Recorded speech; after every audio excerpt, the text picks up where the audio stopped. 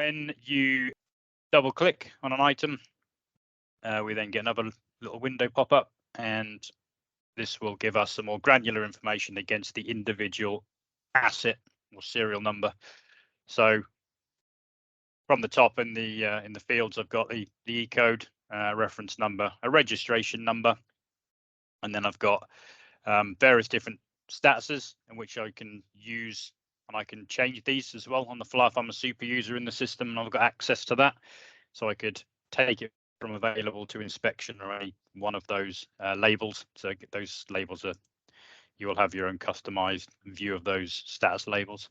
The bin, so I can update and change the bin location, move it somewhere else if I wanted to move it somewhere else. Again, the reference registration number. Got a little button here to check, to tell the system if it's an asset we're retiring and it's coming to end of life. And we've also got an area to hold some notes. So this is a particular 7 Series Toyota forklift truck. It's red and its warranty ends on 8/1. So yes, there's lots of information, high level information we can hold against individual assets.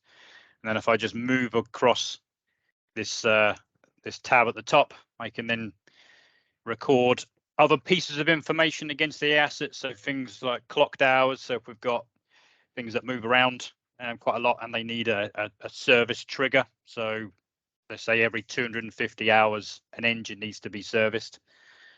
We can track and manage the hours in Renter Result. So that's either a manual entry, or we can take the readings from a telematics device and bring that information in on an API. So things like utilization, so how many days, how many hours is it being utilized for by day, by week, by month.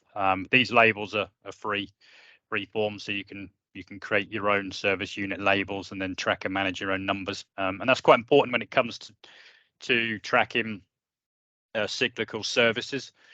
So as I mentioned, if you've got a 250-hour service, or we're recording things, lifted inspections that need to be done every 6 months, those type of services, we want the system to help us, to tell us when those services are coming due. So all of these types of fields, information in the system that can be populated automatically or manually, help us to manage those schedules ahead of time.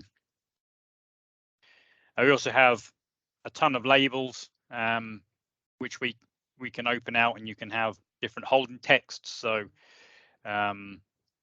colors of things, makes, models, dimensions, weight, class, cat class, all of those different substandard or subvariants of notes and analysis sets that you want to hold against an asset. We can hold all of that in as well, and that helps with reporting. It helps with identification when it comes to maybe using the mobile apps out in the field, all of that stuff. So again, lots of fields to be able to pick from